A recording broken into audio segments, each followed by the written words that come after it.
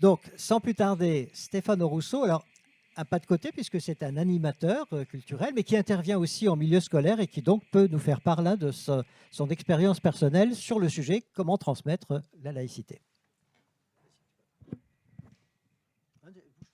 Oui, bonjour. Oui, donc je ne suis pas enseignant, mais je passe une grande partie de... Comment? C'est pas grave. Hein, voilà. Mais je passe une grande partie de ma vie dans les établissements scolaires. Alors, à quel motif? Déjà, je travaille dans une école puisque je suis directeur d'un accueil périscolaire. Bon, c'est l'élémentaire, mais donc, je suis entouré d'enseignants. Dans ma famille, je suis entouré d'enseignants. Avant d'être directeur d'une structure d'animation, j'ai été surveillant dans l'éducation nationale pendant 7 ans. J'ai vécu pas mal de choses pendant 7 ans, au collège, au lycée, maître d'internat. Et puis, en tant que bénévole, je me retrouve très régulièrement dans les établissements scolaires avec différentes casquettes associatives. À la base, mon domaine d'expertise, c'est la question de la déconstruction des stéréotypes sur la question des discriminations avec les élèves. Donc, je fais partie de ces gens que l'institution appelle pour aller aborder des sujets jugés touchy, pas forcément à tort d'ailleurs. Des fois, il vaut mieux que ce soit un intervenant extérieur qui le fasse. Si jamais on commet une maladresse, on ne doit pas essuyer, éponger le passif pendant 6 mois après. Et puis, j'interviens également régulièrement sur la question de la laïcité avec un module d'animation qui a été créé en Moselle et qui est utilisé depuis 2016. Un module qui se présente sous la forme d'un échange avec les élèves, enfin, d'une série d'animations, d'une séquence d'animation avec les élèves qui dure 2 heures devant un groupe classe. C'est un module qu'on peut également tout à fait reproduire en milieu socioculturel. Mais alors ça, c'est le professionnel de l'animation qui parle. Malheureusement, dans le monde socioculturel, mobiliser des adolescents pendant 2 heures ou ne serait-ce qu'une heure et demie sur un sujet, même à travers des techniques d'animation, a priori, c'est plus possible ou c'est très compliqué. Donc on est beaucoup moins sollicité par le monde socioculturel. On intervient donc essentiellement en collège et au lycée et à partir de la classe de 4e.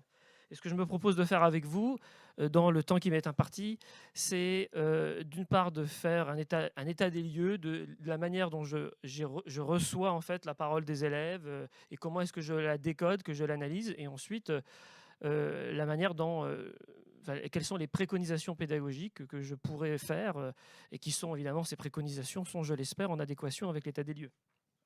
Alors, état des lieux, lorsqu'on se présente devant une classe d'élèves pour leur dire qu'on va leur parler pendant 2 heures de laïcité, c'est pas la joie. Hein. C'est pas la joie.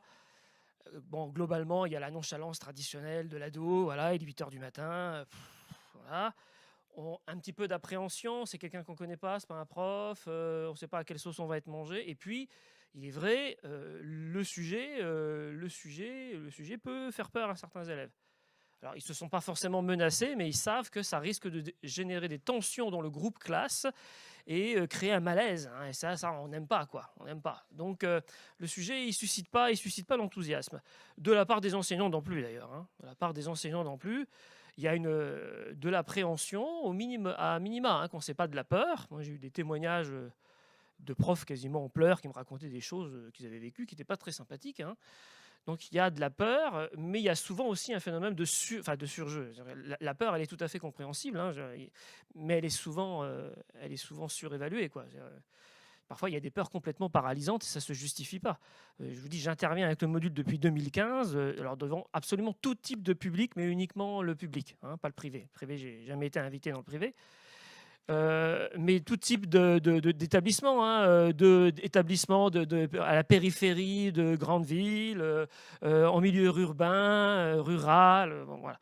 Et j'ai jamais été agressé. On a eu parfois des conversations un peu musclées avec certaines classes, mais souvent, en fait, la chose la plus difficile à gérer, c'est la question de l'attention des élèves, quel que soit le sujet qu'on aborde, plutôt que le sujet en lui-même.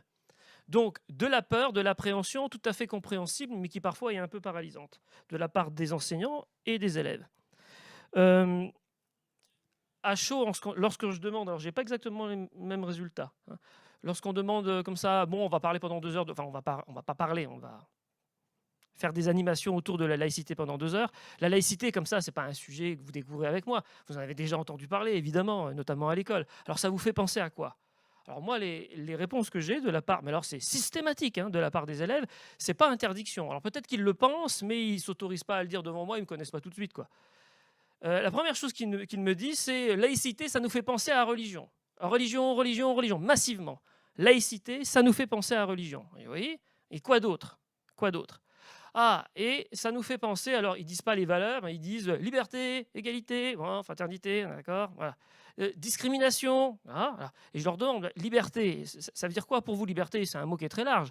Ah, liberté de croire. Ah, laïcité, ça vous fait penser à liberté de croire. Égalité, mais égalité de quoi par rapport à qui?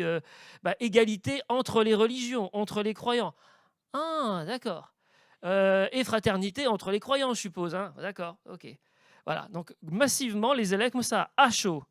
Ce qui est une façon de prendre la température et de mesurer, non pas ce qui leur a été appris, mais ce qu'ils en ont retenu. La laïcité, c'est la liberté de croire et l'égalité entre les croyants, et c'est les religions. Ce qui n'est pas totalement faux. Enfin, la démonstration est quand même largement incomplète. Et moi, ça me pose vraiment problème. Ça me pose vraiment problème que ce soit ce qui est restitué spontanément, et je vous dis, c'est quasiment systématique, de la classe de 4e jusqu'à post-bac. Hein. C'est dit différemment, de manière, plus les élèves sont âgés, plus le discours est structuré et sophistiqué, mais globalement, c'est la même chose. Ce qui explique peut-être hein, cette perception particulière de la laïcité, telle qu'elle est retenue, que la laïcité est massivement en fait interprétée comme un dispositif œcuménique, voire un dispositif de lutte contre les discriminations religieuses. C'est ce qui ressort de but en blanc lorsque je discute avec les élèves. Ce qui m'interpelle aussi, c'est la quasi-disparition du spectre intellectuel de la question de la non-croyance. La non-croyance n'existe pas. Enfin, si, ils savent que ça existe, mais globalement, les athées, les agnostiques, alors, agnostiques, ça ne sait pas ce que c'est, mais les athées, c'est les gens qui croient en rien, et donc les gens qui croient en rien, il n'y a rien à dire, donc passons vite sur le sujet, quoi. Hein, voilà. Et puis il y a le discours sur les valeurs. Moi, c'est ce que je retiens aussi, c'est que le discours sur les valeurs, alors j'ai rien du tout contre le discours sur les valeurs, principes de la République, j'ai rien du tout contre. Simplement, je me dis, à un moment donné, on le fait dans l'intervention, hein, à la fin de l'intervention, article 1 de la loi de 1905, la République assure la liberté de conscience. Alors le thème central, c'est la liberté de conscience, ici, sur cet article, mais avant, on vérifie, mais la République, c'est quoi? Excusez-moi, mais dans la plupart des classes de 3e seconde, la République, c'est quoi? Monsieur, c'est Macron? Voilà, c'est un peu plus que ça quand même, la République. Hein. Rappelez-vous, quand même, vous avez appris des choses. Ah oui, monsieur, c'est les gens, comment on appelle là, les gens qui sont les conseils à la mairie? Ah oui, comment on les appelle les gens là? Ah, on les appelle des fonctionnaires. Non, on les appelle pas des fonctionnaires, non. On les appelle des élus. Ah d'accord, voilà. Bon. Je ne fais pas du tout du prof bashing. Hein. Je veux dire, moi, c'est ce que les élèves me renvoient. Quoi. Donc, je me dis, il y a un truc qui ne passe pas là, à un moment donné. Donc, voilà, le problème pour moi du discours sur les valeurs, c'est qu'il faut d'abord vérifier les valeurs de la République. Il faut d'abord vérifier qu'ils savent ce que c'est que la République. Quoi, hein. Parce que déjà c'est compliqué. Alors, le mot valeur est encore plus compliqué. Et tout ça se fait dans une ambiance généralisée d'inflation des discours identitaires. Alors, ça ne concerne pas que les jeunes, ça concerne tout le monde, mais on va dire que j'ai l'intuition que plus on est jeune et plus on est sensible à ces discours. Pour une raison, alors voilà comment je me l'explique, mais il n'y a pas que moi qui l'explique comme ça, hein, c'est que les jeunes sont, comme moi, mais un peu plus que moi, drivés par les réseaux sociaux et les plateformes de streaming, qui sont globalement drainées par une culture anglo-saxonne où c'est devenu des habitudes. Enfin, c'est très difficile de penser au-delà de ces dynamiques identitaires.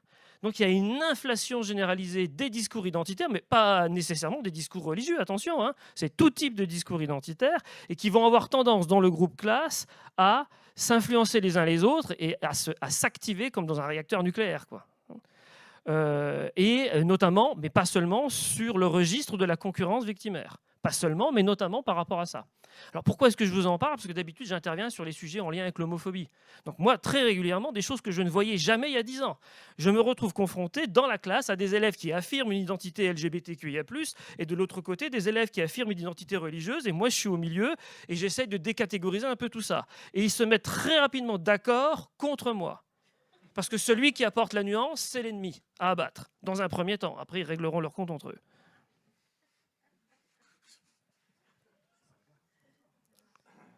Ce qui explique peut-être, et je m'arrêterai là pour la question de l'état des lieux, ce que moi j'appelle l'hégémonie de la posture pro-croyance. Alors, ça a été déjà exprimé par les intervenants qui sont passés avant moi.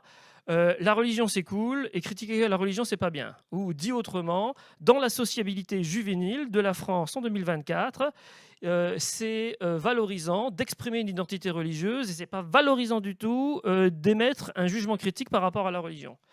Ce qui n'implique pas nécessairement une corrélation avec les convictions sincères des élèves. Hein. Je ne suis pas en train de vous dire que tous les élèves sont des croyants convaincus, mais dans les discours, ce qui se donne à voir entre ados, pour moi c'est ça en fait, l'hégémonie de la posture pro-croyance. Souvent, les gens me prennent pour un fou quand je dis ça. Ils me disent, bon, on n'a pas le droit de critiquer les religions, ça on l'entend souvent de la part des élèves, mais de là à dire que les élèves pensent que la religion c'est cool, non, moi c'est exactement ça que j'entends. Hein. C'est la religion, c'est le camp du bien. Je ne dis pas que la religion c'est le camp du mal, mais enfin on peut quand même avoir... La violence et religion, c'est quand même un classique. Ah non, ça monsieur, non. Violence et religion, ça n'a rien à voir. J'ai un élève qui affirme en classe, il faut vraiment, monsieur, n'avoir jamais lu un texte sacré pour considérer qu'on puisse perpétrer de la violence au nom de la religion. Moi, je le regarde et je dis, tu me prouves justement que tu ne les as jamais lus, quoi. Parce que figure-toi qu'en fait, moi, je ne prétends pas les avoir lus, je les ai vraiment lus. D'ailleurs, je viens avec, je vais les poser sur la table. Hein, voilà. Élément de constat. La religion est évidemment quelque chose qui est exclusivement de l'ordre de la vie privée. C'est comme ça qu'elle est perçue. J'ai une expérience vraiment forte. C'était avec des jeunes qui étaient... C'était un groupe très intéressant, une vingtaine de jeunes qui étaient en mission de service civique, qui venaient recrutés par une association qui fait quasiment que ça, proposer des services civiques aux jeunes. Et donc il y avait un groupe qui était très hétérogène. Il y avait la moitié était composée d'Européens et l'autre moitié était composée de gens qui venaient d'étudiants étrangers ou de personnes qui venaient d'avoir des papiers, de jeunes réfugiés. Ils avaient tous un certain niveau intellectuel, ils étaient tous francophones. Et donc, je leur dis comme ça, dans un acte de formation, pour vous, la religion, c'est quoi? Ils avaient entre 20 et 25 ans et je n'ai eu qu'une seule réponse. Vie privée, intimité, vie privée, intimité. Et moi, je leur ai dit, mais je suis entièrement d'accord avec vous, mais pour moi, la religion, c'est un petit peu plus que ça. C'est évidemment quelque chose qui est de l'ordre de la vie privée, mais c'est aussi des dogmes, des institutions religieuses, une orthodoxie, une volonté de pouvoir, normative. Voilà, je ne dis pas que ça n'est que ça, mais c'est aussi ça, quoi. Et là, il y en a la moitié qui se sont mis en PLS, quoi. Hein. Et à un tel point que pendant comme ils étaient des gens polis, qui étaient dans la retenue, ils ne me l'ont pas trop montré, mais à la pause, il y a l'organisatrice de la formation qui a dû leur expliquer que l'intervenant n'était pas un sale facho. C'était ça, en fait, l'enjeu. Hein. Est-ce qu'on va continuer à venir dans la formation parce qu'il a osé dire que la religion, ça pouvait avoir un lien avec le pouvoir? Il y a un fossé qui s'ouvre, là. Préconisation en matière pédagogique. Alors, quand je parle de préconisation... 8 c'est pas de préconisation en matière de posture du pédagogue, mais je me mets dans la peau c'est un défaut professionnel, je crée une séquence pédagogique d'animation, une séquence d'animation, je fais un état des lieux, et en fonction de l'état des lieux, je définis des objectifs pédagogiques en conséquence. Donc c'est plutôt quels pourraient être les objectifs pédagogiques si on devait amener à un moment donné à créer une séquence de cours ou une animation sur la question de la laïcité. La première chose, et ça a déjà été dit, c'est qu'il faut incarner le sujet. Parce que la question des valeurs, souvent, quand c'est désincarné, ça n'a absolument aucun intérêt, quoi. Ça passe pas. Donc il faut incarner le sujet. Là, je ne parle pas des valeurs, il faut incarner la laïcité. Et donc, comment est-ce qu'on procède? C'est qu'on travaille tout simplement avec des images qui font référence à une actualité tiède. Voilà. Pas froide, pas chaude, tiède. Donc des choses qui peuvent éventuellement faire grincer des dents, mais qui ne se sont pas passées il y a 3 semaines, ni il y a... voilà. 5-6 ans, voilà, ça a encore marqué la mémoire des élèves, c'est encore présent, mais en même temps, ça s'est un peu apaisé, on peut en discuter. Ensuite, on pose le principe du respect des émotions des élèves. C'est un autre sujet qui consisterait à savoir comment est-ce qu'on fait pour, entre pédagogues, à respecter également nos propres émotions. Mais bon, c'est un autre sujet. Parce qu'évidemment, quand les élèves nous renvoient un certain nombre de choses, ça nous fait réagir, et comme on est censé avoir... une face neutre comme ça, on a l'impression que le sujet glisse sur nous, ce qui n'est pas vrai du tout. Hein. On arrive peut-être à donner le change d'une forme de neutralité devant les élèves, mais après, comment est-ce quand on sort de la classe, dans quel état on se trouve, quoi? Dans quel état de colère rentrée on peut éventuellement parfois se trouver? Donc, le respect des émotions. On va parler de sujets qui est susceptible de provoquer des émotions et c'est pas grave et c'est pas du tout problématique. Ça fait partie d'ailleurs quand les élèves commencent à bouger un peu, c'est bon là, on les a attrapés. Hein. Il y a 10 minutes ils dormaient et là on les a attrapés. Mais il y a une condition, c'est qu'il faut être dans la retenue. La plupart du temps, c'est possible. Pour moi, quelque chose qui est fondamental, c'est apprendre aux élèves à dissocier ce qui lui ressort de l'identité religieuse, par exemple, de l'identité et de la croyance. On ne parle pas de la même chose. Et c'est notamment important parce que certains élèves ont rapidement compris que sur le domaine de la croyance, on était un peu gêné pour répondre à un certain nombre de choses parce que respect, blablabla. Oui, sauf que la croyance, en fait, est rarement, enfin, moi, dans les élèves que je rencontre, c'est très rare que je rencontre des élèves qui sont vraiment mus par des croyances ancrées. Souvent, en fait, c'est simplement une façade. C'est ma manière d'exister au monde. Ah, d'accord, en fait, c'est de ça dont on parle, en fait. On ne parle pas de religion. Moi, je serais ravi de parler de religion, mais en fait, on ne parle pas de religion. Tu es en train de nous parler de ton identité familiale, culturelle, et tu te sens agressé dans ton identité. Pas forcément dans ta croyance. Hein. Bon, c'est difficile à décortiquer. Comment est-ce qu'on fait? C'est simple, c'est qu'on leur montre un tableau statistique où on a posé à un échantillon représentatif de la population française une question. Vous sentez-vous lié à telle ou telle religion ou pas? Pensez, comment est-ce que vous vous situez par rapport à la croyance? Est-ce que vous croyez en Dieu? Est-ce que vous êtes plutôt athée, agnostique? Et il y a un décalage en fait. Il y a beaucoup plus de gens qui se sentent liés à une religion, c'est-à-dire à une identité religieuse, culturelle religieuse, que de personnes qui sont certains de l'existence de Dieu. C'est un gros décalage. Hein. Et donc les élèves le comprennent. Ah oui, il y a deux sujets en fait. Deux sujets qui s'entremêlent, mais qui parfois se recoupent, mais qui souvent, regardez les chiffres, souvent ne se recoupent pas. On peut se considérer deux traditions athée, musulmane, chrétienne, sans forcément, quand on se revendique d'une identité religieuse, être sûr de l'existence de Dieu.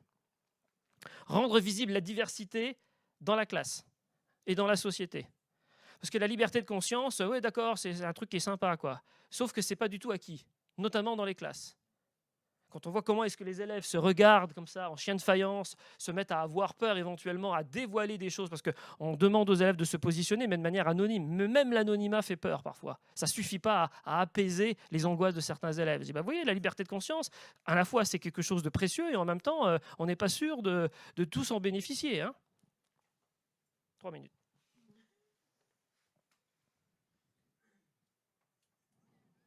Souligner que les convictions, les options convictionnelles des uns et des autres sont effectivement du ressort de la vie privée, mais peuvent avoir des conséquences sur la vie en société. Donc là, on procède par photolangage en montrant tout simplement, par exemple, des athées qui, par le passé, se sont sentis autorisés au nom de leur athéisme à persécuter des religions, ou des religieux qui sont à genoux par terre devant le Parlement européen en train de râler contre les lois favorisant ou autorisant l'avortement, par exemple. Hein. Oui, donc c'est une façon de rappeler aux élèves que voilà, les religions, c'est parfois aussi quelque chose qui est de l'ordre de la volonté normative. Quelque chose qui est fondamental, qui a déjà été abordé, mais je vous assure que ce n'est pas du tout à la mode. C'est de restituer la démonstration laïque dans le contexte des conflits politico-religieux. Et donc je vous confirme, de manière très simple, hein, vous êtes devant une classe de 3e, vous montrez une image qui est en relation avec la Saint-Barthélemy, vous avez la date, vous avez Catherine de Médicis, c'est marqué, il y a une légende des protestants, il n'y en a plus, enfin voilà. De quoi ça parle? Eh bien, si j'ai un élève qui lève la main, je suis content, quoi. Hein. Et après, quand je leur dis, c'est le massacre de la Saint-Barthélemy, vous en avez déjà entendu parler, j'ai 2 élèves qui lèvent la main. Et après, bon, alors maintenant que vous en avez entendu parler, est-ce que vous êtes capable de me dire comme ça, grosso modo, ça a opposé qui et qui? 3e. Bon, évidemment, si on a... Alors voilà, je ne m'étends pas là-dessus. Si on n'a pas conscience d'où l'on vient, comment peut-on comprendre pourquoi est-ce qu'à un moment donné, vous avez des lois qui posent certaines limites, qui invitent à une certaine retenue? Et ensuite, il y a toute une partie, et je m'arrêterai là, toute une partie où on insiste beaucoup avec les élèves on est dans un exercice de décatégorisation. On présente l'exercice comme étant un exercice de culture générale sur le fait en lien avec la croyance ou la non-croyance, les deux étant évoqués au même niveau, mais en fait, c'est un exercice de décatégorisation où à travers un memory, on invite les élèves à aller déconstruire l'antitativité présumée des groupes, de ces groupes, c'est-à-dire que les élèves, mais pas seulement les élèves, hein, on a tendance à croire que en fait, les musulmans sont tous les mêmes, que les chrétiens sont tous les mêmes, que les juifs sont tous les mêmes, que les athées sont tous les mêmes. Et il suffit simplement, voilà, à travers de révéler la diversité intracommunautaire et les passerelles intercommunautaires ou intergroupes, en mettant en avant toute forme de syncrétisme.